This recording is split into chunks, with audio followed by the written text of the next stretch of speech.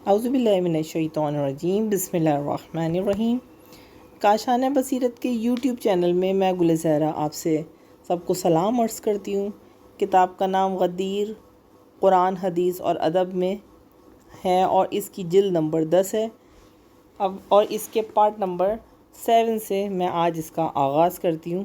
اس کا صفحہ نمبر ہے 138، جس کی ہیڈنگ ہے دوسرا رخ۔ اصل میں یزید کی ولی عہدی کا ڈھونگ مغیرہ نے رچایا تھا۔ معاویہ نے چاہا کہ مغیرہ کو کوفے کی گورنری سے معزول کر کے سعید بن عاص کو مقرر کر دے۔ بظاہر تو مغیرہ نے بے تعلقی کا ظاہر کیا، لیکن یزید نے چپکے سے تمام مہاجرین و انصار اٹھتے جا رہے تھے، صرف ان کے صحابزادگان ہی باقی رہ گئے تھے۔ ان میں سے سب سے بہتر اس کی ولی عہدی کے لیے کوشش کیجیے۔ معاویہ نے پوچھا، کیا یہ ممکن ہے؟ مغیرہ نے کہا، ضرور ممکن ہے۔ پھر یزید اس بات کو باپ سے کہا۔ معاویہ نے اسے بلا کر مغیرہ نے کہا، آپ صحیح کیجئے، کوئی مخالفت نہ کرے گا۔ واپس آ کر مغیرہ نے لوگوں سے کہا، میں معاویہ کے پاؤں دلدل میں ڈال دیے، جس سے کہ کبھی نہیں نکل پائے گا۔ امت محمد کے اس زخم کا کبھی درما نہ ہو سکے گا۔ مغیرہ نے کوفہ پہنچ کر اپنے خواہان بنی امیہ کے سامنے ولی عہدی کا معاملہ رکھا۔ حاضرین نے اس کی بیعت کی۔ 10 یا اس سے زیادہ افراد کا وفد معاویہ کے پاس بھیجا۔ ہر ایک کو 30,000 دے کر موسیٰ ابن مغیرہ کو سربراہ وفد بنایا۔ وہیں معاویہ نے موسیٰ سے پوچھا، تمہارے باپ نے لوگوں کا مذہب کتنے ہی میں خریدا؟ جواب دیا، 30,000۔ معاویہ نے کہا، بہت سستا رہا۔ بعض نے وفد میں 40 افراد بھی لکھے ہیں اور سربراہ وفد اپنے بیٹے عروہ کو بنایا۔ معاویہ نے پکا ارادہ کر لیا تو زیاد کو خط لکھا۔ زیاد نے عبیدہ کو معاویہ کے پاس بھیجا، اس خیال سے کہ باز رکھے، کیونکہ مسلمانوں کی امامت سنگین اور نازک ترین مسئلہ ہے، اس کام میں سستی برتنا چاہیے۔ عبیدہ نے کہا، تم معاویہ کو اس خیال سے باز نہیں رکھ سکتے ہو۔ زیاد نے معاویہ کو لکھا، لوگ یزید کی بیعت کے مخالف ہیں، بعض یزید کی بدکاریوں پر پابندی لگنی چاہیے۔ عبید معاویہ کے باس آیا۔ نتیجے میں یزید نے بہت سے سنگین پاپ کو بظاہر ترک کر دیا۔ زیاد کے مرنے کے بعد 1,00,000 درہم عبداللہ ابن عمر کے پاس بھیجے، لیکن ابن عمر نے یہ کہہ کر انکار کر دیا، میرا دین اس قدر سستا نہیں ہے، جس کا حوالہ تاریخ طبری کی جلد نمبر 6 صفحہ نمبر 159 اور 170 ہے، اور دوسری کتاب تاریخ کامل جلد نمبر 3 صفحہ نمبر 214۔ اب آتے ہیں صفحہ نمبر 139 پہ، جس کی ہیڈنگ ہے شام میں بیعت یزید اور امام حسن کا قتل۔ معاویہ کے حکم سے گورنروں کا وفد شام پہنچا۔ احنف بن قیس بھی ان لوگوں میں شامل تھا۔ معاویہ نے ضحاک بن قیس کو بلا کر کہا کہ جب میں منبر پر خطبہ ختم کر چکوں تب تم مجھ سے تقریر کی اجازت مانگنا۔ پھر تقریر کے درمیان یزید کی تعریف و ستائش کر کے مجھ سے اس کی ولی عہدی کا مطالبہ کرنا، کیونکہ میں یہ تہیہ کر چکا ہوں کہ یزید اپنے جانشین بنا دوں گا۔ اس سلسلے میں خدا سے دعا کی کہ بخیر معاملہ طے پا جائے۔ پھر عبد الرحمن بن عثمان ثقفی، عبداللہ بن سعدہ فزاری، ثور بن معان سلمہ اور عبداللہ ابن عصام کو طلب کر کے حکم دیا کہ تم لوگ ضحاک کی تائید کرنا اور یزید کی جانشینی کا مجھ سے مطالبہ کرنا۔ معاویہ نے تقریر کی جیسا کہ اس کے دل میں تھا کہ لوگوں نے جانشینی یا یزید کا مطالبہ کیا۔ معاویہ نے کہا، احنف کہاں ہیں؟ کیا تم تقریر نہیں کرو گے؟ اس نے تقریر میں کہا کہ لوگ سخت آزمائش میں مبتلا ہیں۔ اے امیر المومنین، آپ کا چل چلاؤ ہے، اس لیے غور کیجئے کہ اپنے بعد آپ کسے جانشین بناتے ہیں۔ آپ معاشرے کے مفادات کو پیش نظر رکھتے ہوئے اور دیکھیے کس قدر لوگوں کی اطاعت حاصل کریں گے۔ جب تو امام حسن علیہ السلام زندہ ہیں، لوگ یزید کی بیعت نہیں کریں گے۔ یہ سن کر ضحاک نے غصے میں کھڑے ہو گئے کہا، عراق والے منافق ہیں، وہ اتحاد کے بجائے افتراق کا پیشہ اختیار کیے ہوئے ہیں، ان کا دین ان کی خواہش ہے، غرور و نادانی کا شعار ہے، خدا کا ذرا بھی لحاظ نہیں ہے، ابلیس کو اپنا معبود کہتے ہیں، لوگوں کے لیے مفید نہیں ہے، دشمنوں کو کسی قسم کا نقصان نہیں پہنچاتے، ان کی باتوں پر توجہ نہ دیے۔ امام حسن کو بھلا ایسی خلافت کی کیا ضرورت ہے؟ معاویہ جسے چاہے اپنا جانشین بنائے۔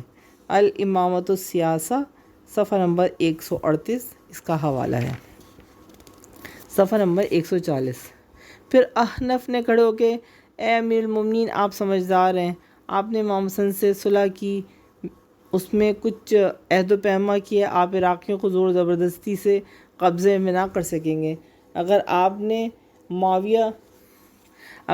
امام حسن سے بدعہدی کی تو امام حسن کی پشت پر شہ سواروں کی فوج ہے، اور آپ اچھی طرح سمجھتے ہیں کہ عراقی آپ سے دشمنی رکھتے ہیں، وہ کبھی آپ کے دوست نہ ہوں گے۔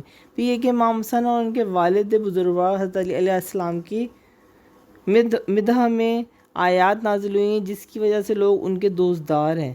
جنگ صفین کے کینے آپ کے خلاف آج بھی برقرار ہیں۔ خدا کی قسم عراق والے حضرت علی سے زیادہ امام حسن سے محبت کرتے ہیں۔ پھر عبد الرحمن نے اٹھ کر یزید کی ستائش اور معاویہ کی جانشینی پر ابھارا۔ معاویہ نے کھڑے ہو کر کہا، لوگوں شیطان کے بھائی اور دوست ہیں جنہوں نے محاذ قائم کر رکھا ہے، انہی کی زبان سے بولتا ہے، فتنہ اور نفاق پیدا کرتا ہے۔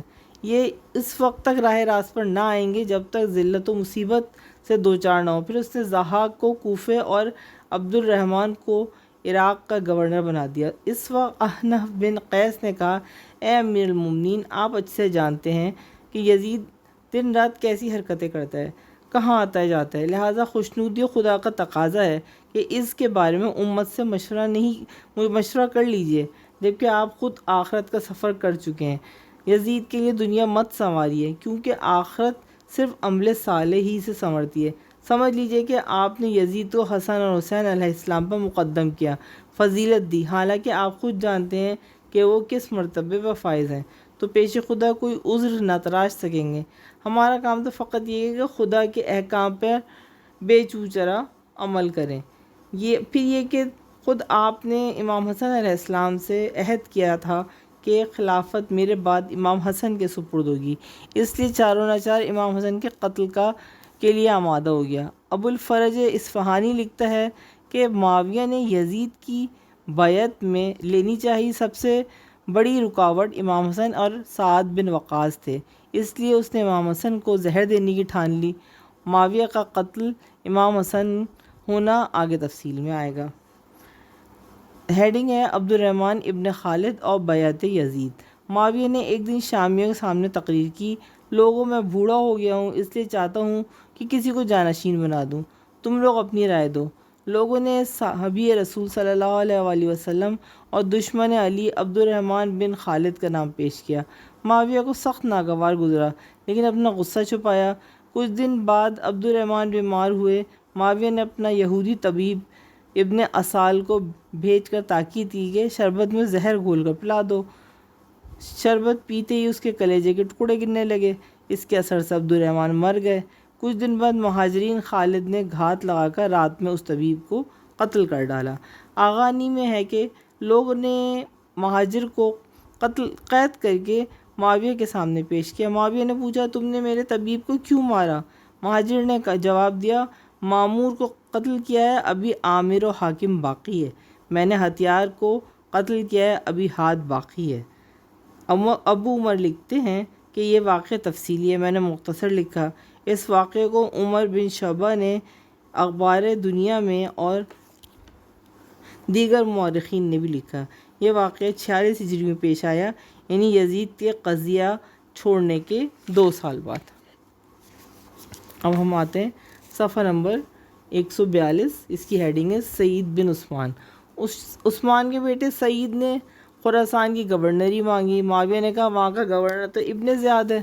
سعید نے کہا، میرے باپ ہی کی وجہ سے آپ اس عظیم عہدے پہ فائز ہوئے ہیں، آپ کو ان نعمتوں کا شکر ادا کرنا چاہیے۔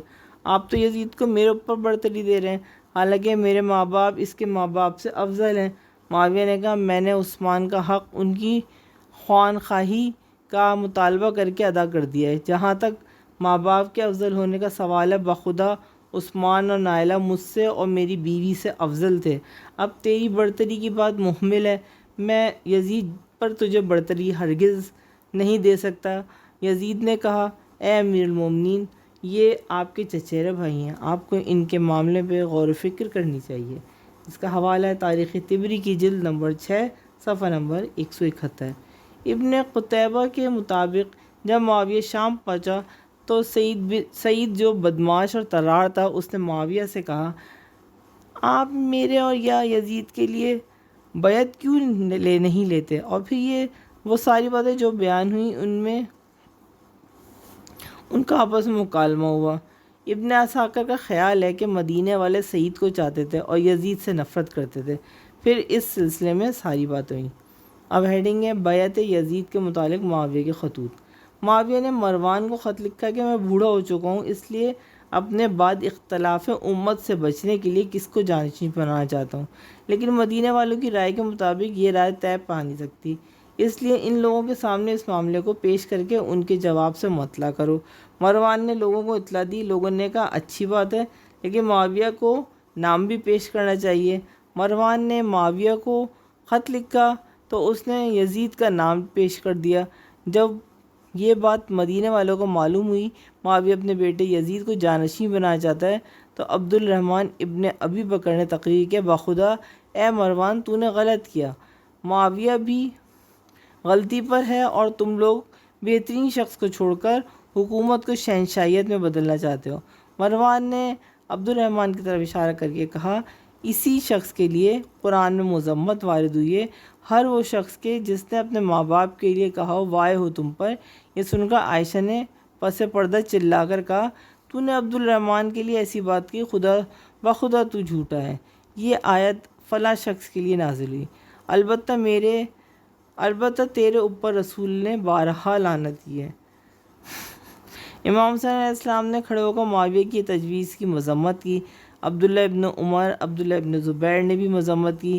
مروان نے سارا ماجرا معاویہ کو لکھ بھیجا، اور اس سے پہلے معاویہ نے اپنے گورنروں کو خط لکھا اور اس میں یزید کی تعریفوں کے پل بندھے ہوئے تھے اور انہیں تاکید کی تھی کہ اس سلسلے میں اپنے یہاں سے وفود بھیجیں۔ اس حکم کے مطابق محمد ابن عمر مدینے سے اور احنف بن قیس بصرہ سے آیا۔ محمد نے معاویہ سے کہا ہر حاکم پر ذمہ داری ہے کہ امت محمد کے لیے کیسے شخص کو حاکم بناتا ہے۔ اس کی باتوں سے معاویہ سخت برہم ہوا اور واپس کر دیا۔ احنف کو حکم دیا کہ یزید سے ملاقات کے لیے جائے۔ جب واپس آیا تو پوچھا اپنے بھائی کو کیسا پایا؟ احنف نے جواب دیا میں نے اس کو عیش و نشاط میں ڈوبا ہوا الہڑ جواں پایا۔ کچھ دن بعد جب تمام گورنر جمع ہو گئے، معاویہ نے ضحاک ابن قیس سے کہا کہ میں کچھ تقریر کرنا چاہتا ہوں، جب ختم کر دوں تو تم مجھ سے بیعت یزید کا تقاضا کرنا۔ معاویہ نے اپنے تقریر میں اسلامی انتظام اور احترام کی اہمیت نیز حق اور خلافت کے متعلق تقریر کی۔ درمیان میں یزید کا نام بھی آیا اور اس سے متعلق لوگوں کو ابھارا۔ ضحاک نے اٹھ کر حمد ثنائی الہی کے بعد کہا کہ لوگ آپ کے بعد ایک حاکم کے محتاج ہیں، اور تجربوں نے ہم کو بتایا ہے کہ اتحاد ملت خون ریزی کو روکتا ہے اور اسی میں امن و صلاح ہے۔ جیسا کہ آپ جانتے ہیں کہ یزید خوش اخلاق اور نیک چلن ہے، علم، حلم اور تدبر سے بھی آراستہ ہے۔ آپ اسی کو اپنا ولی عہد بنائیں تاکہ آپ کے بعد ہمارے پشت پناہ رہیں۔ عمر ابن سعید اشدق نے بھی ایسی تقریر کی۔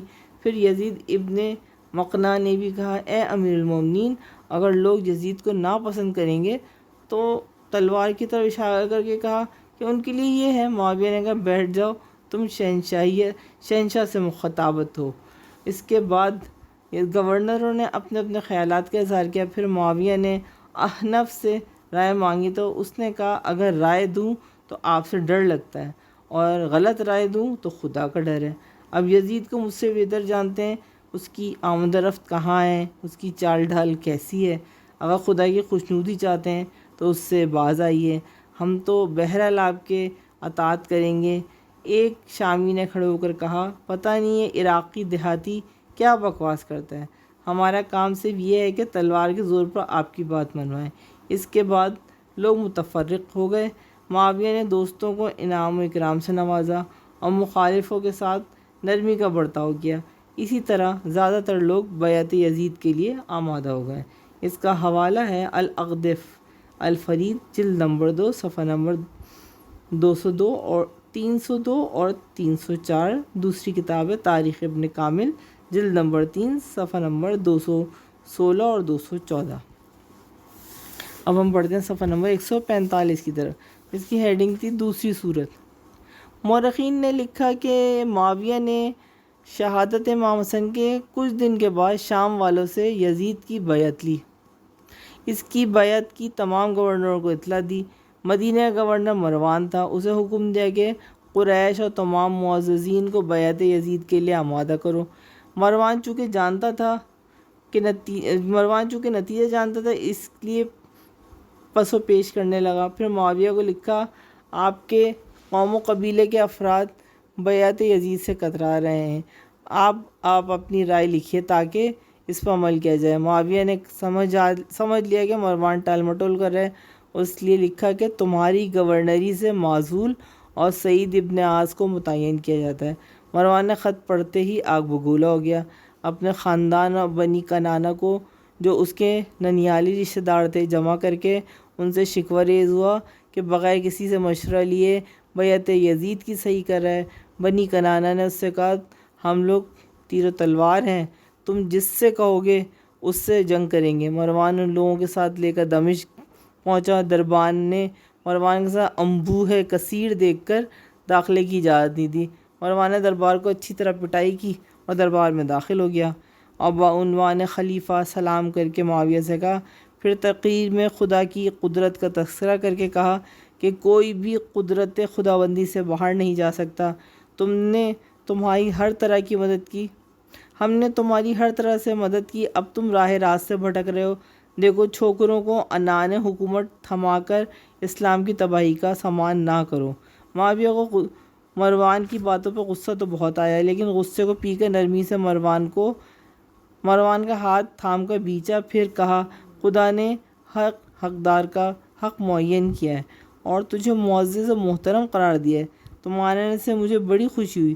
سر آنکھوں پر رہو, تم میرے بعد دوسرے نمبر کے آدمی ہو. پھر اسے اور تمام وفد کے ارکان کو انعام و جائزہ سے نوازا اور مروان کو 1000 دینار مشاہرہ معین کیا. سب کو 1 لاکھ فوراً عطا فرمایا. اب ہیڈنگ ہے سعید بن عاص کے نام معاویہ کا خط. معاویہ نے گورنر مدینہ سعید کو خط لکھا کہ لوگوں کو بیعت یزید کی دعوت دے اور جو لوگ آمادہ ہوں یا انکار کریں ان کے نام بھیج دو. خط ملتے ہی سعید نے سختی سے عمل کیا, لیکن چند کے علاوہ کسی نے بیعت نہ کی.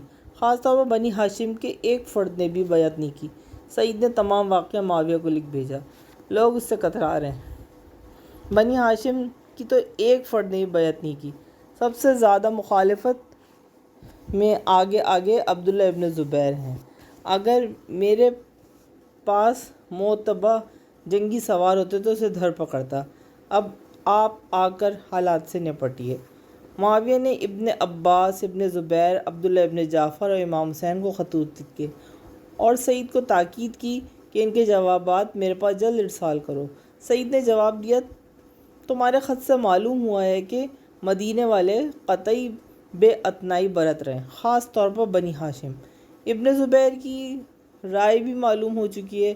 دوسرے رؤسا کو بھی خط لکھا, ان کے جواب میرے پاس بھیجو. سب سے زیادہ نرمی و عطوفت سے پیش آؤ اور ارادہ مستحکم رکھنا. خاص طور پر امام حسین کا احترام ملحوظ رکھنا کیونکہ وہ تمہارے رشتہ دار ہیں اور ان کا عظیم حق تمہاری گردنوں پر ہے. کسی مسلمان کو ان کے حق سے انکار کی مجال نہیں. وہ شیر دل و بہادر بھی ہیں. مجھے ڈر ہے کہ اگر تم نے بحث و مباحثہ کیا تو شکست کھاؤ گے, لیکن ابن زبیر درندہ ہے, وہی روڑا اٹکائے گا. اس سے احتیاط برتو. میں خود بھی جلد آ رہا ہوں. والسلام. کتاب کا حوالہ ہے الامامۃ السیاسہ جلد نمبر 1 صفحہ نمبر 144 اور 146. امام حسین علیہ السلام کی رشتہ داری اور حق عظیم کا اعتراف بڑی بات ہے, لیکن جن لوگوں کے ساتھ صرف دنیا ہو وہ آخرت کے اندھے ہو جاتے ہیں. اخلاقی دیوالیہ پن صلہ رحم اور حق شناسی کے تمام وسائل مسدود کر دیتا ہے. اب ہیڈنگ ہے معاویہ کا خط امام حسین علیہ السلام کے نام. مجھے معلوم ہوا ہے کہ آپ نے ایسا کام کیے ہیں جن کا مجھے گمان بھی نہیں تھا۔ ایسے شخص کی بیعت باقی رکھنا جو سب سے زیادہ حقدار ہے، آپ اس سے رخ نہ موڑیے، ورنہ پریشانیوں کا سامنا کرنا پڑے گا۔ خدا سے ڈریے اور امت کو فتنے سے مبتلا نہ کیجیے۔ اپنی اور دین محمدی کی مصلحتوں کا خیال رکھیے، کہیں بے ایمان لوگ آپ کو راہ راست سے دور نہ کر دیں۔ امام حسین نے جواب دیا، تمہارا خط ملا، تمہارے لکھنے کے مطابق میں نے کچھ ایسے کام کیے جن کا تمہیں گمان بھی نہیں تھا۔ انسان کو راہ راست کی توفیق صرف خدا ہی دیتا ہے۔ تم سے جن چغل خوروں نے میرے خلاف باتیں کی وہ گمراہ ہیں۔ میں جنگ یا اختلاف کا ارادہ نہیں رکھتا۔ تم نے جن مقدسات کو پامال کیا اور تمہاری ظالم ٹولی نے جو خون بہائے ہیں، میں ان سب کو دیکھ رہا ہوں۔ اس میں بھی کتاب کا حوالہ الامامۃ والسیاسہ، جلد نمبر 1 صفحہ نمبر 131۔ معاویہ نے عبداللہ ابن جعفر کو خط لکھا کہ تم جانتے ہو کہ میں تمہیں دوسرے پر ترجیح دیتا ہوں، تمہارے خاندان پہ میری عنایات کی نظر ہے، لیکن مجھے تمہارے متعلق ناخوشگوار اطلاع ملی ہے کہ اگر تم نے یزید کی بیعت کی تو میں شکریہ ادا کروں گا، اور بیعت سے کتراؤ گے تو مجھے مجبور کر لوں گا۔ عبداللہ ابن جعفر نے لکھا، تم نے لکھا ہے کہ تم مجھے دوسروں سے ترجیح دیتے ہو، اگر ایسا کرتے ہو تو اپنی خوشبختی کا سامان کرتے ہو، اور اگر ہاتھ روکتے ہو تو تقصیر کرتے ہو۔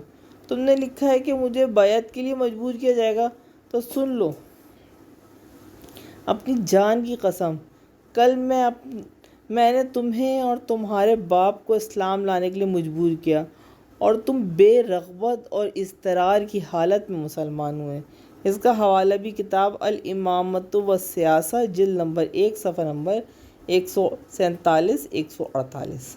معاویہ نے عبداللہ ابن زبیر کے خط میں کچھ اشعار لکھ کر بھیجے جن کا مفہوم یہ ہے کہ میرے حلم سے تم بہت زیادہ گستاخ ہو گئے ہو، تم دوغلا پن کر رہے ہو،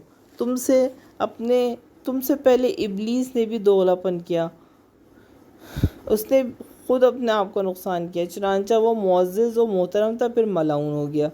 ابن زبیر نے جواب میں یہ اشعار لکھے کہ تم اس خدا کی پرستش کرتے ہو جس نے ظالموں کو رسوا کیا۔ جو شخص خدا کے حلم کے مقابلے میں گناہ کی جسارت کر رہا ہو، کیا وہ مغرور ہو گیا؟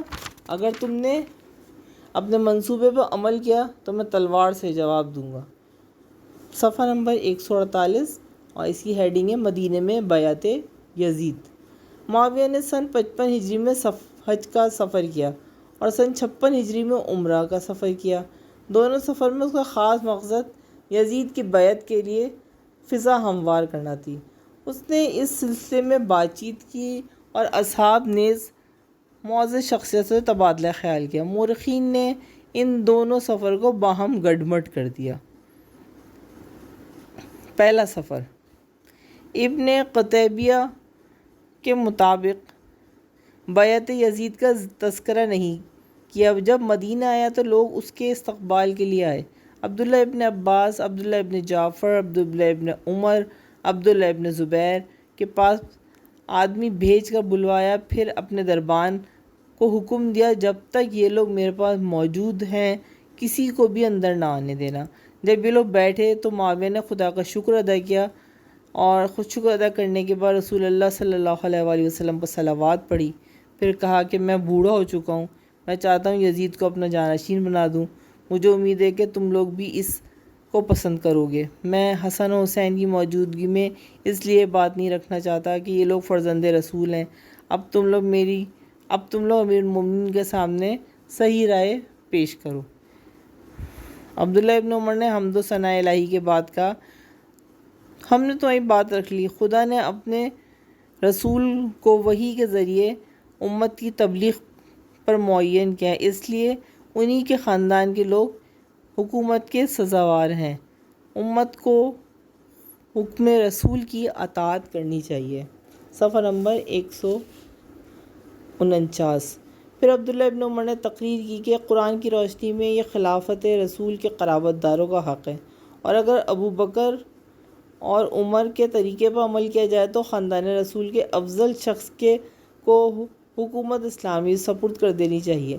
خدا کی قسم اگر لوگوں نے ایسا کیا ہوتا تو اسلام ہمیشہ ترقی پذیر رہتا اور حکم خدا پر عمل ہوتا رہتا، آپس میں اختلاف و کشت و خون بھی نہ ہوتا۔ آپ کو اس سلسلے میں لوگوں کی مصلحتوں کا خیال رکھنا چاہیے، کیونکہ قیامت میں آپ سے باز پرس ہوگی۔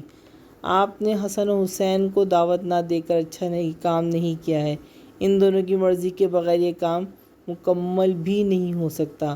آپ جانتے ہیں کہ وہ معدن علم و فضیلت ہے، آپ مانیے نہ مانیے۔ پھر عبداللہ ابن زبیر نے کہنا شروع کیا کہ خدا نے اپنے نبی کے ذریعے ہمیں اسلام سے بہرہ مند کیا۔ یہ خلافت صرف قریش کا حق ہے جو پسندیدہ کردار سے آراستہ ہے، اس لیے اے معاویہ آپ کو خدا سے ڈرنا چاہیے اور اپنے اوپر رحم کرنا چاہیے، کیونکہ یہ ابن عباس ہیں، رسول صلی اللہ علیہ وسلم کے بیٹے، اور یہ عبداللہ ابن جعفر ذوالجناحین کے فرزند، اور میں ابن زبیر رسول کی پھپھی کا بیٹا۔ خود علی نے حسن و حسین جیسے دو فرزند چھوڑے جن کی عظمت سے تم اچھی طرح واقف ہو، لہذا خدا سے ڈرو اور اپنے اور ہمارے درمیان تم جو خود انصاف کرو۔ اس کے بعد عبداللہ ابن عمر نے تقریر کی کہ خدا نے اپنے رسول کے ذریعے ہمیں عزت و افتخار سے سرفراز کیا۔ یہ خلافت ایرانی اور رومی شہنشاہیت کی طرح نہیں ہے کہ بادشاہ اپنے بیٹے کو جانشین بنا دے۔ اگر ایسا ہوتا تو اپنے باپ کے بعد میں خلیفہ ہوتا۔ انہوں نے 6 افراد پر مشتمل شورا کے ذریعے خلیفہ منتخب کرایا۔ یہ خلافت تمام قریش کا حق ہے اور ان میں جو نیک اور صالح ہے۔ یزید تو قریش کا چھوکرا ہے، تمہیں خدا کے سامنے جواب دہی کے لیے تیار رہنا چاہیے۔ اس وقت معاویہ نے کہا، میں نے اپنی بات کہی اور تم نے اپنی بات کہی۔ حقیقت تو یہ کہ باپ تو سدھر گئے، بیٹے رہ گئے ہیں۔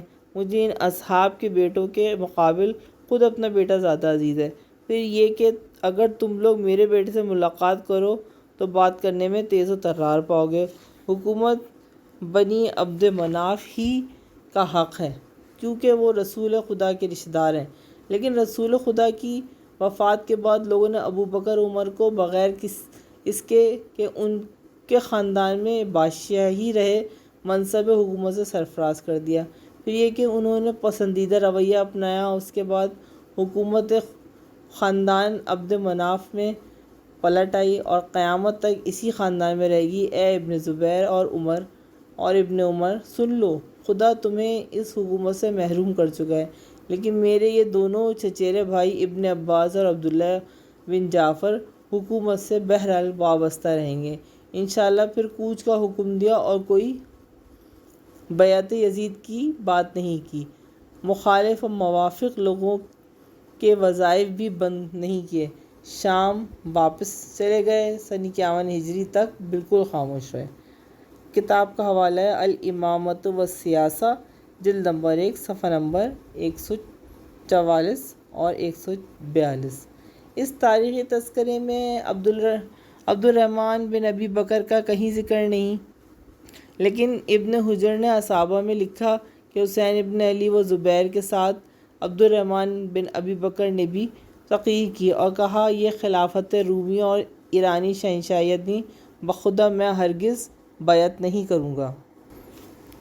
اس واقعے کو دوسری طرح بھی بیان کیا گیا ہے کہ جب معاویہ حج کے قصد سے وارد مدینہ ہوئے تو مدینے کے جوان، بوڑھے، عورت و مرد سبھی پیادہ و سوار استقبال کے لیے نکل آئے۔ معاویہ نے جمعیت سے ملاقات کی اور نرم کلامی اور رضا جوئی کی ہر ممکن سعی کی۔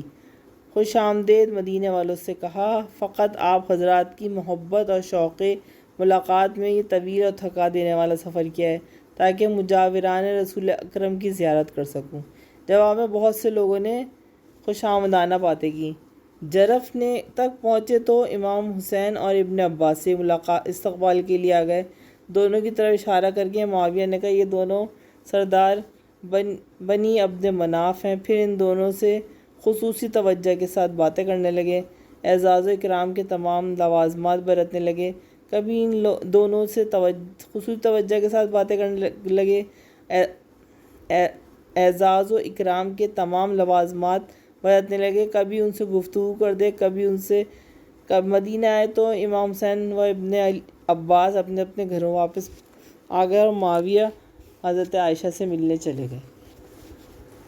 عائشہ نے اندر آنے کی اجازت دی تو وہاں عائشہ کا خادم ذکوان تھا۔ عائشہ نے کہا، تمہیں ڈر نہیں لگتا کہ میں اپنے بھائی محمد بن ابی بکر کا بدلہ لینے کے لیے کسی کو تمہاری گھاٹ میں بٹھا دیتی جو تمہیں موت کی گھاٹ اتارتا ہے؟ معاویہ نے کہا، آپ ایسا ہرگز نہیں کرتی۔ پوچھا وہ کیسے؟ جواب دیا، میں چونکہ بیت رسول میں آیا ہوں جو امن کا گھر ہے۔ پھر عائشہ نے حمد الہی کے بعد کہا، تمہیں ابو بکر و عمر کی پیروی کرنا چاہیے۔ معاویہ نے اپنا منہ بند ہی رکھا، اس ڈر سے کہ عائشہ کی طراری کے آگے اس کی چل نہیں سکتی۔ خوشامدانہ لہجے میں کہا، اے ام المومنین، آپ نے ہمیں خدا اور رسول کو پہچانوایا، دین کی معرفت کروائی، آپ اس لائق ہیں کہ آپ کی ہر حال میں اطاعت کی جائے۔ لیکن بیعت یزید کا واقعہ تقدیر خداوندی سے وقوع پذیر ہو گیا ہے۔ لوگوں کو اب اس میں کوئی اختیار نہیں رہ گیا ہے، کیونکہ سب لوگ اس کی بیعت کر چکے ہیں، اطاعت کا قلاوہ گردن سے باندھ چکے ہیں۔ عائشہ نے دیکھا کہ یہ بیعت یزید کا مصمم ارادہ کر چکا ہے تو کہنے لگیں کہ دیکھو، خدا سے ڈرو اور مسلمانوں کے حق میں نامناسب رویہ اختیار نہ کرو، عجلت پسندی کا نتیجہ خراب ہوگا۔ معاویہ اٹھنے لگا تو عائشہ نے کہا، تم نے حجر اور ان کے نیک و پارسا ساتھیوں کو قتل کرا دیا۔ معاویہ نے جواب دیا، اس معاملے کو ہم پر اور حجر پر چھوڑ دیتے ہیں، ہم قیامت میں سمجھ لیں گے۔ ذکوان کے بازوؤں کا سہارا لے کے گھر سے باہر آئے اور کہا کہ بعد رسول ایسا سخنور میں نے نہیں دیکھا، اور اپنی قیام گاہ میں پہنچ گئے۔ پھر کسی کو بھیج کر امام حسین کو بلوایا اور تنہائی میں ملاقات کر کے کہا، بھتیجے، تمام لوگوں نے یزید کی بیعت کر لی سوائے 5 قریشیوں کے جن کی رہبری تم کر رہے ہو۔ پیارے بھتیجے، آخر کیوں مخالفت پر کمر بند ہو؟ امام حسین علیہ السلام نے فرمایا، انہی کو بھیج کر بلواؤ، اگر انہوں نے بیعت کر لی تو میں بھی کر لوں گا، ورنہ عجلت پسندی مت دکھائیے۔ معاویہ نے یہ بات کسی سے نہیں کہی۔ راستے میں ابن زبیر نے آدمی بٹھا رکھے تھے، جب حسین علیہ السلام ملاقات کر کے واپس آئے تو مجھے مطلع کرنا۔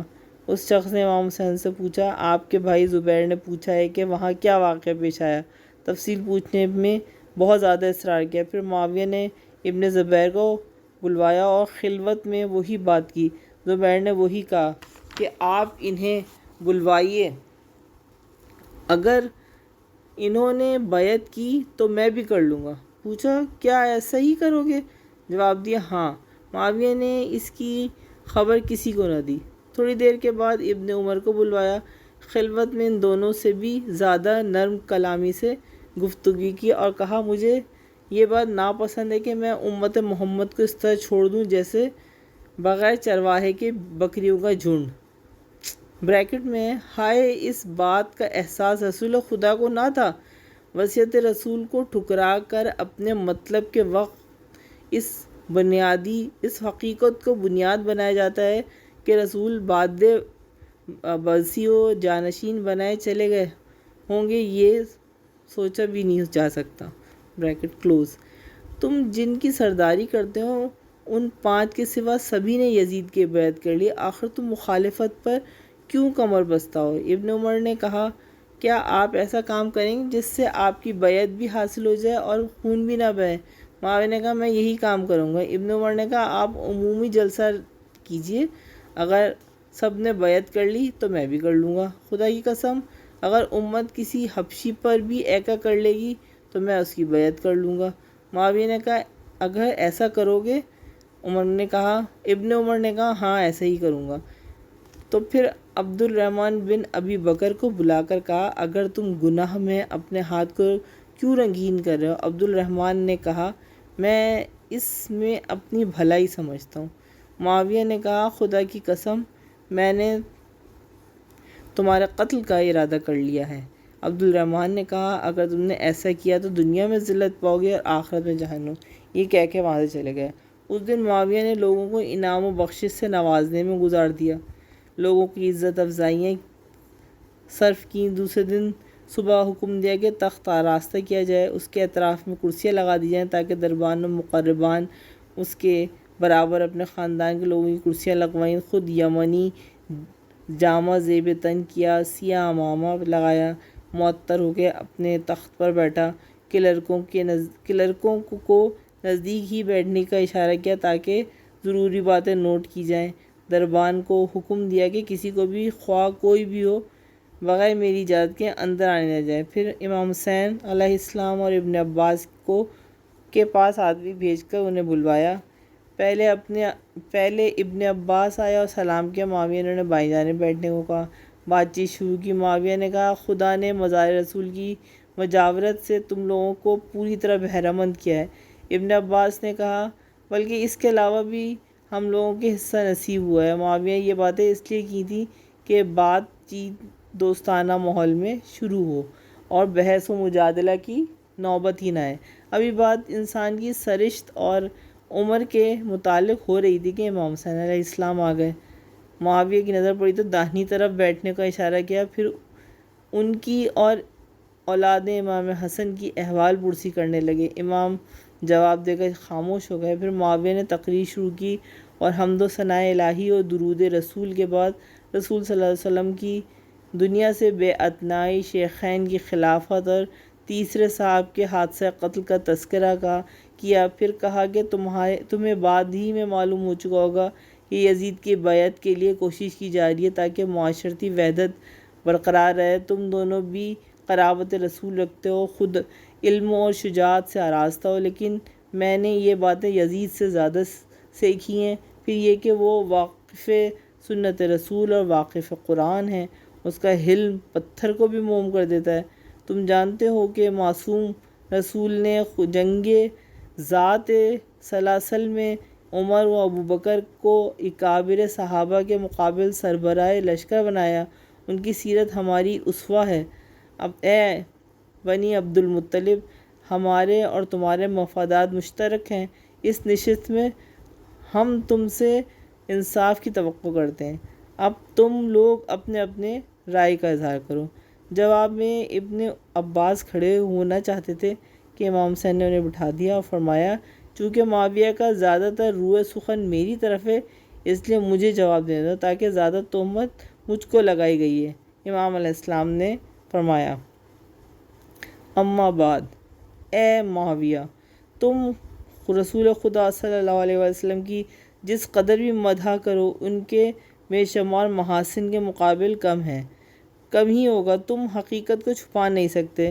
صبح کی سپیدی نے شام کی سیاہی کو رسوا کر دیا، نور خورشید نے چراغ کے نور کو مدھم کر دیا۔ جو لوگوں کے بعد رسول خلیفہ بنے ان کی ضرورت سے زیادہ تم نے ستائش کی، دوسروں پر جفا کی، تم انصاف سے قطعی دور ہو گئے۔ اگر واقعی صاحب فضیلت کی بات بیان کی تو شیطان نے تمہیں دوسرے فضائل کے بیان سے روکا۔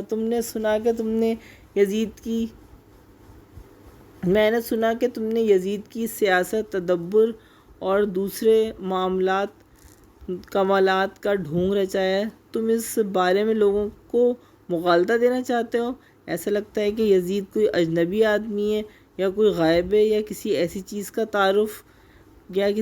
کی تعریف کر رہے ہو جسے صرف تم ہی جانتے ہو، حالانکہ یزید کے چال چلن اور عقیدے کا اظہار خود اس کا وجود ہے۔ اس کی حرکات غور کرو، کتوں سے کھیلنا، کبوتر باز، ہجڑوں کے ساتھ لہو و لعب، ہوس باز نے اس کے کردار میں نمایاں رول ادا کیا ہے۔ تم کیسے اس شخص کو، آوارہ انسان کو، ایسے بلند مقام پر فائز کرنا چاہتے ہو؟ خود بھی گمراہ ہوگے اور لوگوں کو بھی بے راہ کر دو گے۔ آخرت کو یاد کرو۔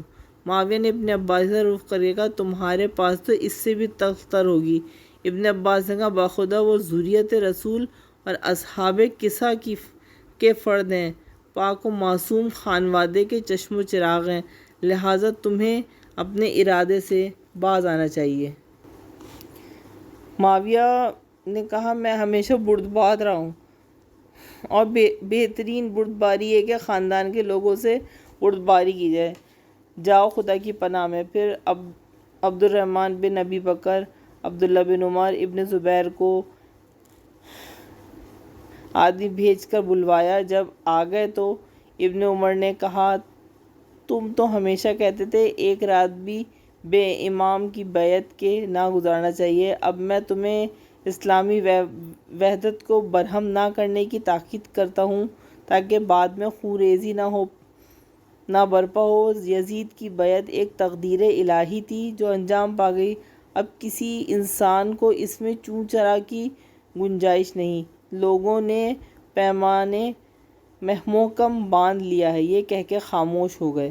ابن عمر نے جواب دیا، اے معاویہ، تم سے پہلے کے خلفاء بھی لڑکے جو تمہارے لڑکے سے بہتر ہیں۔ جو خیال آج تم اپنے لڑکے کے متعلق رکھتے ہو وہ نہیں رکھتے تھے۔ انہیں حکومت کے کاموں میں دخیل نہ کیا بلکہ امت کی بہتری کے لیے بہترین انسانوں کا انتخاب کیا۔ تمہیں جو اندیشہ ہے کہ میں کبھی وحدت اسلامی پارا نہ کروں، میں ایسے کام انشاءاللہ ہرگز نہ کروں گا، بلکہ لوگ اگر ہم خیال کریں گے کہ میں ہی وہی کروں گا، نہ خون بہنے کا سامان کروں گا۔ معاویہ نے انہیں دعا دے کر رخصت کر دیا اور کہا، تم مخالفت و سرکشی نہ کرو۔ پھر اس کے بعد ابن زبیر نے بھی اسی طرح بات کی۔ ابن زبیر نے کہا، تم نے جو گستاخانہ ارادے کو محکم کر لیا، بخدا اب تمہیں خدا ہی کے حوالے کرتا ہوں۔ اسی خدا کی قسم، تمہیں اس کام کا شورا کے حوالے کرنا، ورنہ اس بیعت کو زیر و زبر کر دو۔ یہ کہہ کے جانے لگے تو معاویہ نے دامن تھام کر کہا، ذرا ٹھہرو، اے خدا، اس کی شرارتوں سے جس طرح بھی ہو مجھے محفوظ رہا۔ خبردار، تم نے شامیوں کے سامنے اپنے اس خیال کا اظہار کیا تو تمہارا تیا پانچا کر دیں گے۔ پھر کہا کہ تم مکار لومڑی ہو جو تم ایک سوراخ سے دوسرے سوراخ میں گھستی پھرتی ہے۔ تم نے ہی اس دونوں کو بھڑکایا اور مخالفت پر ابھارا ہے۔ ابن زبیر نے کہا، تم یزید کی بیعت لینا چاہتے ہو تو بتاؤ، میں اس کی بات مانوں یا تمہاری؟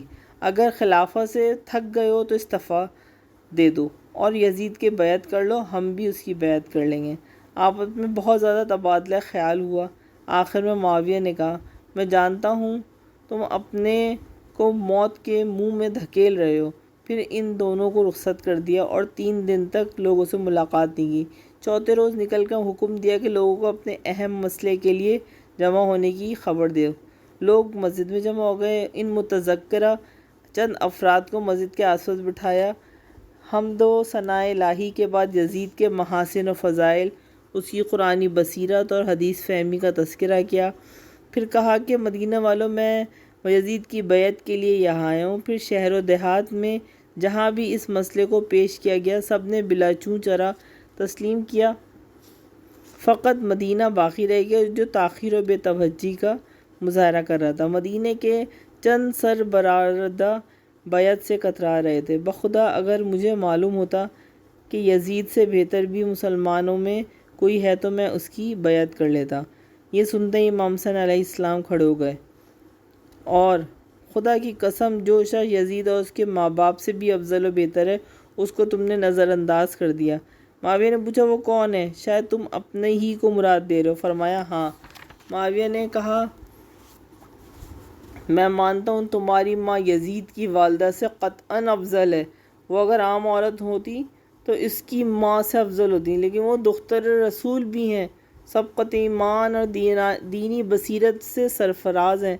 لیکن تمہارے باپ نے یزید کے باپ کے مقابل خدا کے سامنے انصاف طلب کیا اور ان کے خلاف فیصلہ صادر ہوا۔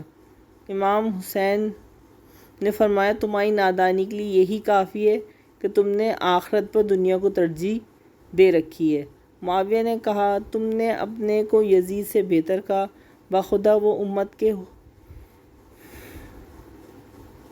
حق میں تم سے زیادہ مفید ہے۔ امام حسین نے کہا، یہ سراسر بہتان ہے۔ یزید شراب خور، ہوس باز، ذلیل حرکتیں کرنے والا ہے، کیا وہ مجھ سے بہتر ہوگا؟ معاویہ نے کہا، ذرا ٹھہرو، اپنے چچیرے بھائی کو گالیاں نہ دو، کیونکہ اگر تمہاری باتیں اس سے کہی گئیں تو وہ تمہیں گالی نہیں دے گا۔ پھر لوگوں کو مخاطب کر کے کہا، لوگوں، تم جانتے ہو رسول خدا صلی اللہ علیہ وآلہ وسلم بغیر کسی کو اپنا جانشین معین کیے دنیا سے گزر گئے۔ مسلمانوں نے مصلحت اسی میں دیکھی کہ ابو بکر کو خلیفہ بنا لیا، ان کی بیعت ہدایت کی بیعت تھی۔ انہوں نے قرآن و سنت پر عمل کیا، اپنے بعد عمر کو نامزد کیا۔ عمر نے 6 آدمیوں کی کمیٹی تشکیل دی، بنا بنی ابو بکر نے وہ کیا جو رسول نے نہیں کیا، عمر نے وہ عمل کیا جو ابو بکر نے نہیں کیا۔ سب کے پیش نظر مسلمانوں کی مصلحت تھی، اسی لیے میں مصالح مسلمین کے پیش نظر یزید کی بیعت لینا چاہتا ہوں کہ میرے بعد گزشتہ اختلافات کا سدباب ہو جائے۔ کتاب کا حوالہ ہے الامامۃ السیاسہ، جلد نمبر 1، صفحہ نمبر 155 اور 149۔ اب ہیڈنگ ہے بیعت یزید کی صحیح میں دوسرا سفر۔ ابن اسیر کے مطابق جب عراقی اور شام والوں نے یزید کی بیعت کر لی تو معاویہ نے 1000 جنگجو سواروں کے ساتھ حجاز کا رخ کیا۔ مدینے کے قریب امام حسین علیہ السلام کے ہمراہ لوگوں سے ان کا استقبال کیا۔ معاویہ نے امام کو دیکھا تو کہا، نہ سلام نہ علیک، تم اپنے کو موت کے منہ میں ڈھکیل رہے ہو۔ امام نے فرمایا، ذرا سنبھل کے بولو، نامناسب بات زبان سے نہیں نکالنی چاہیے۔ معاویہ نے کہا، بلکہ تم اس سے بدتر کے حقدار ہو۔ ابن زبیر استقبال کے لیے آئے تو اس سے بھی کہا، نہ سلام نہ علیک، میں ایک حیوان کو دیکھ رہا ہوں جو سوراخ میں منہ چھپائے اپنی دم سے جنگ کر رہا ہے، ذرا دیر میں اس کی دم پکڑ کر کمر توڑ دی جائے گی، اسے باہر نکال دو۔ معاویہ کے آدمیوں نے اس کی سواری پر چابک مارا اور واپس چلے گئے۔ عبد الرحمن بن ابی بکر نے سے بھی کہا، نہ سلام نہ علیک، بڈھے کی عقل ماری گئی ہے، اس کو بھی حکم دیا کہ نکال باہر کرو۔ عبداللہ ابن عمر کے ساتھ بھی یہی برتاؤ کیا۔ جو لوگ ساتھ گئے تھے ان کی طرف بھی اطنا نہ کی اور مدینہ داخل ہو گئے۔ لوگ اذن باریابی سے محروم ہوتے رہے، نہ بات چیت کی، نتیجے میں مکہ جا کر قیام پذیر ہوئے۔ معاویہ نے مدینے میں تقریر کر کے یزید کی ستائش و تعریف کے پل باندھ دیے۔ کہنے لگا، اس کے ہوتے کون حقدار خلافت ہو سکتا ہے؟ میرے خیال میں کچھ لوگ مخالفت کر کے اپنے سر پر مصیبت انڈیل رہے ہیں، اگر میری نصیحت انہیں فائدہ پہنچا سکے تو میں ان کو اچھی طرح سمجھا دیا ہے۔ پھر عائشہ سے ملنے گئے، وہ سن چکی تھی کہ معاویہ نے امام حسین اور ان کے رفقا کو دھمکی دی ہے، اگر بیعت نہ کی تو قتل کر دوں گا۔ معاویہ نے عائشہ سے ان کی شکایت کی۔ عائشہ نے کہا، میں نے سنا ہے تم نے انہیں قتل کی دھمکی دی ہے۔ معاویہ نے کہا، ام المومنین، وہ لوگ میری نظر میں محترم ہیں، لیکن میں نے یزید کی بیعت کر لی ہے، میرے ساتھ دوسرے لوگوں نے بھی کر لی ہے، آپ کا کیا خیال ہے، میں اپنی بیعت توڑ دوں؟ عائشہ نے کہا، ان کے ساتھ نرمی و مہربانی کا برتاؤ کرو، شاید اچھے حالات پیدا ہو جائیں۔ معاویہ نے کہا، اب میں ایسا ہی کروں گا۔ اس کے بعد کا تمہیں کیسے اطمینان ہو گیا کہ میں تمہیں قتل محمد بن ابی بکر کے بدلے قتل نہ کروا دوں گی؟ کہا، نہیں ہو سکتا چونکہ میں امن کے گھر میں ہوں۔ عائشہ نے کہا، ٹھیک ہے۔ پھر معاویہ کچھ دن مدینے میں رہ کر مکے والوں سے ملاقات کرنے گئے۔ لوگ ان کے استقبال کو آئے اور یہ پانچوں افراد بھی اس خیال سے ملنے آئے کہ شاید معاویہ کو اپنے کیے پر پشیمانی ہو۔ ان لوگوں نے مقام بطن مر پر استقبال کیا۔ سب سے پہلے امام حسین گئے۔ معاویہ نے کہا، اے فرزند رسول، خوش آمدید، اے سرداران جوانان جنت۔ پھر حکم دیا کہ آپ کے لیے زین سے آراستہ سواری لائی جائے۔ یہی برتاؤ دوسروں کے ساتھ بھی کیا۔ سب لوگ ایک ساتھ مکہ پہنچے۔ روزانہ سب کے لیے خلعت و انعام بھیجنے لگے، یہاں تک کہ موسم حج ختم ہو گیا اور کوچ کی زمانہ نزدیک آ گیا۔ ان لوگوں نے ایک دوسرے سے کہا، اس برتاؤ سے دھوکہ نہ کھانا چاہیے، کیونکہ میں اس معاویہ کا خاص مقصد ہے، ہم لوگوں کے اس کے جواب اور مقابلے کے لیے آمادہ رہنا چاہیے۔ یہ کہنے والے ابن زبیر تھے۔ تھوڑی دیر بعد معاویہ نے لوگوں کو بلوا بھیجا کہ تم لوگوں نے ہمارے صلہ رحم کا برتاؤ دیکھا، میں نے تمہاری شرارتوں کا حلم سے جواب دیا، تم لوگ یزید کو اپنا بھائی اور خلیفہ سمجھو، تمہیں لوگ اس کے گورنر اور مالیات کے ذمہ دار اور حکومت کے ستون رہو گے۔ یہ سبھی لوگ چپ رہے۔ کئی بار پوچھا، تم لوگ جواب کیوں نہیں دیتے؟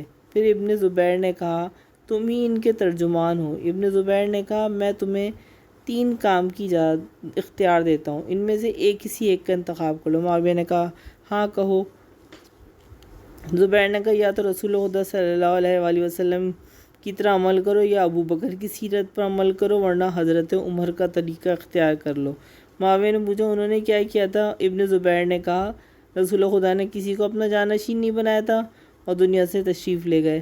ابو بکر کو لوگوں نے منتخب کیا۔ معاویہ نے کہا اب تو مثل ابو بکر کوئی نہیں، مجھے اندیشہ ہے کہ لوگوں میں اختلاف ہو جائے گا۔ ابن زبیر نے کہا تو پھر ابو بکر کی سیرت پر عمل کرو کہ انہوں نے قریش کی 2 ترین شاخ کو جانشین نامزد کیا، اپنے خاندان یا کسی فرد کو نامزد نہیں کیا۔ اگر آپ چاہتے ہیں تو عمر کی طرح شورا معین کیجیے، اور اس کے ممبران میں کوئی ان کے خاندان کا فرد نہیں تھا۔ معاویہ نے پوچھا اس کے علاوہ بھی کوئی تمہارے پاس تجویز ہے؟ ابن زبیر نے کہا نہیں۔ معاویہ نے ان حضرات کی طرف رخ کر کے پوچھا آپ لوگ کیا چاہتے ہیں؟ سب نے کہا ہماری طرف سے وہی تجویز ہے جو ابن زبیر کی ہے۔ معاویہ نے کہا میں چاہتا ہوں تم لوگ میری نصیحت کو مان جاؤ اور معاملہ چل پڑے، لیکن میری نصیحت کا تم لوگوں پر اثر نہ ہوا۔ اس سے پہلے میں نے تقریر کی اور تم لوگوں نے میری تکذیب کی، میں نے اسے نظر انداز کیا۔ اب میں تقریر کرنا چاہتا ہوں اور خدائی قسم اگر تم میں سے کسی نے بھی میری تکذیب کی تو دوسرا کلمہ تمہاری زبان سے نہ نکلے گا کہ گردن اڑا دی جائے گی۔ اس لیے اب تم لوگ خود ہی اپنے قتل کے ذمہ دار ہوگے۔ پھر اسے اپنے محافظوں کو طلب کیا، ان لوگوں کے ساتھ حکم دیا کہ ان سب کے سروں پر 2 آدمی مسلط رہو، اگر کوئی بھی اپنی زبان سے ایک لفظ بھی نکالے اس کی گردن اڑا دینا۔ پھر اپنے گھر سے نکلے، ان کے ہمراہ یہ لوگ تھے۔ ممبر پر جا کر حمد و ثناء الہی کے بعد کہا یہ جماعت مسلمانوں میں سربراہ ہے، انہی کے مشوروں سے اسلامی معاملات طے پاتے ہیں۔ ان لوگوں نے یزید کی بیعت کر لی ہے، اس لیے اب تم لوگ بھی بیعت کر لو۔ لوگوں نے یزید کی بیعت کر لی اور وہ لوگ منتظر تھے کہ یہ لوگ بھی بیعت آ کر لیں۔ معاویہ سوار ہو کر مدینے چلے گئے۔ لوگوں نے ان حضرات سے پوچھا آپ لوگوں نے بیعت نہ کرنے کا عہد کیا ہے، اب بیعت کیوں کر لی؟ سب نے کہا ہم نے بخدا بیعت نہیں کی۔ پوچھا گیا پھر آپ نے مخالفت کیوں نہیں کی؟ جواب دیا ہمیں قتل کا خوف دامن گیر تھا۔ مدینہ والوں نے بھی بیعت کر لی اور معاویہ واپس شام چلے گئے۔ یہاں بنی ہاشم کے خلاف بدسلوکی کی فضا قائم کر گئے۔ ابن عباس نے معاویہ سے پوچھا تم نے ہمارے ساتھ بدسلوکی کا رویہ کیوں اپنا رکھا تھا؟ جواب دیا چونکہ تمہارے سردار امام حسین نے یزید کی بیعت نہیں کی اور تم ان کی مذمت بھی نہیں کی۔ ابن عباس نے دھمکی دی کہ اے معاویہ میں سمندر کے ساحلی علاقوں میں جا کر تمہارے خلاف بغاوت پیدا کر دوں گا۔ معاویہ نے ڈر کر کہا ایسا نہ کرو، میں تمہارا وظیفہ بند کر دوں گا۔ حوالہ العقد فرید جلد نمبر 2 صفحہ نمبر 304 اور 302۔ دوسری کتاب ہے تاریخ کامل جلد نمبر 3 صفحہ نمبر 218۔ ہم پڑھتے ہیں صفحہ نمبر 160۔ ابن قتیبیہ نے بھی اس معاویہ کا محافظوں اور گارڈوں کے نرغے میں دھوکہ دے کر بیعت یزید لینے کا حال لکھا ہے۔ شرکا بزم میں امام حسین، ابن عمر، ابن زبیر، ابن عباس اور عبد الرحمن ابن ابی بکر تھے۔ معاویہ نے ان لوگوں کو پہلے ہی اپنے اس کارروائی کی اطلاع دے دی تھی۔ گھر سے نکلے تو ان سب کے ہمراہ ہنستے اور بات کرتے ہوئے مسجد تک گئے۔ امام حسین کو جامہ زرد، ابن عباس کو جامہ سبز اور ابن عمر کو جامہ ابر ریشمی، ابن زبیر کو جامع ابر ریشمی سرخ حلقوں سے نوازا۔ درمیان میں ایسی حرکتیں کرتے جاتے تھے کہ لوگوں کو معلوم ہو جائے کہ سب خوشی اور راضی ہیں۔ پھر متذکرہ ڈرامہ کیا۔ مکہ جاتے ہوئے جب مقام روحہ پر پہنچے تو ابن عباس نے ان سے ملاقات کرنی چاہیے، معاویہ نے اجازت نہیں دی۔ خواب سے چونکے تو پوچھا کون لوگ منتظر ہیں ملاقات ہیں؟ لوگوں نے کہا عبداللہ ابن عباس۔ جواب حکم دیا ان کو سواری سمیت یہاں تک لاؤ۔ ابن عباس نے کہا اب کہاں جا رہے ہو؟ جواب دیا مکہ۔ ابن عباس نے کہا آپ نے تمام قبائل کا جائزہ و انعام دیا، ہمیں کیوں نہیں دیا؟ معاویہ نے کہا جب تک تمہارے سردار بیعت نہیں کریں گے تمہارا وظیفہ بند رکھیں گے۔ ابن عباس نے کہا ابن زبیر نے بھی تو بیعت نہیں کی، تم نے تو بنی اسد کا وظیفہ بند نہیں کیا۔ ابن عمر نے بھی بیعت نہیں کی، لیکن بنی عدی کا بھی وظیفہ بند نہیں کیا۔ اگر میرے سردار نے بیعت نہیں کی تو دوسروں نے بھی نہیں کی، اس سے ہمارا کیا ربط ہے؟ معاویہ نے کہا دوسروں میں اور تم میں فرق ہے، باخدا جب تک تمہارے سردار بیعت نہ کریں ہم وظائف نہ دیں۔ اس وقت ابن عباس نے سواحل شام کے لوگوں کو بغاوت و آمادہ کرنے کی دھمکی دی اور معاویہ نے ڈر کے مارے وظائف جاری کرنے کا حکم دیا۔ مقام روحہ سے سب کا وظیفہ ارسال کیا۔ کتاب کا حوالہ الامامۃ والسیاسہ جلد نمبر 1 صفحہ نمبر 156۔ اس شرمناک واقعہ بیعت یزید کا مطالعے سے معلوم ہوتا ہے کہ تمام ڈرامہ، دھونس، دھمکی، دھوکہ، تہمت و افتراء، جھوٹ اور قتل و غارت گری کے سارے رچایا گیا۔ معاویہ نے بیعت یزید کے لیے کسی کو دھمکی دی، کسی کو گورنر بنایا، کسی کو قتل کیا، کہیں درہم و دینار لٹائے، لیکن اکثر اس میں سے ایسے بھی نظر آئے جس کے پائے استقامت ذرا بھی جنبش نہ ہوئی۔ لیکن اس سے فائدہ ہی کیا کہ جب تک اہل سنت حضرات ان کی پیروی نہ کرتے۔ امام حسین فرزند رسول اور عصمت و طہارت کی آغوش کے پروردہ تھے۔ آپ نے اس شرمناک بیعت کی ہر ممکن مخالفت کی، لوگوں کو چوکنا کیا۔ اس سے مسلمانوں کے مصالح عمومی خاک میں مل جائیں گے۔ لوگوں کو برسر پیکار ہونا چاہیے۔ آپ نے کوئی پرواہ نہیں کی کہ لوگ ہماری باتوں پر کان دھرتے ہیں یا نہیں، آپ کی اطاعت کر رہے ہیں یا نہیں۔ آپ نے اپنی ذمہ داری نبھا دی، لوگوں کو باخبر کر دیا۔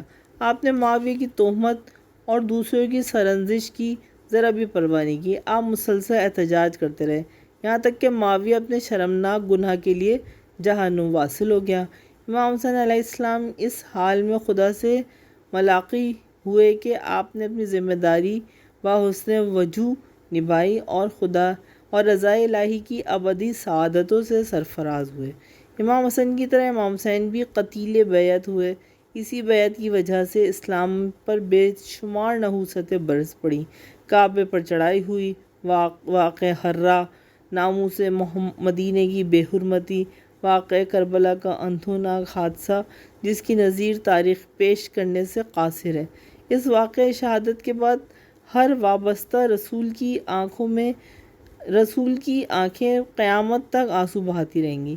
ولی عہد ایسا شخص ہوا تھا جو نہ صرف یہ کہ اس مقام خلافت کا اہل نہ تھا بلکہ پست ترین رذائل کا مجموعہ، بے حیائی کا مجسمہ، شرابی و شباب کا رسیہ اور تمام قسم کی رسوائیوں کا پتلا تھا۔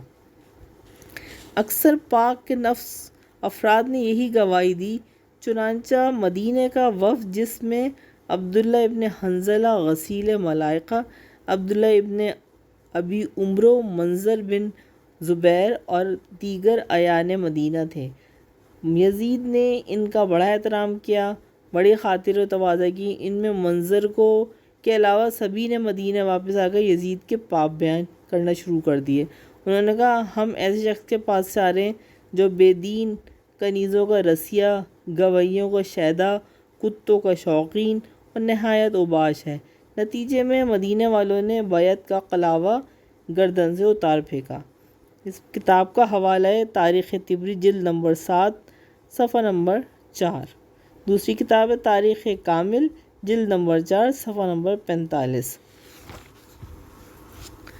اب ہم بڑھتے ہیں صفحہ نمبر 162 کی طرف۔ صحابی رسول عبداللہ ابن حنظلہ واقعہ حرہ میں شہید ہوئے۔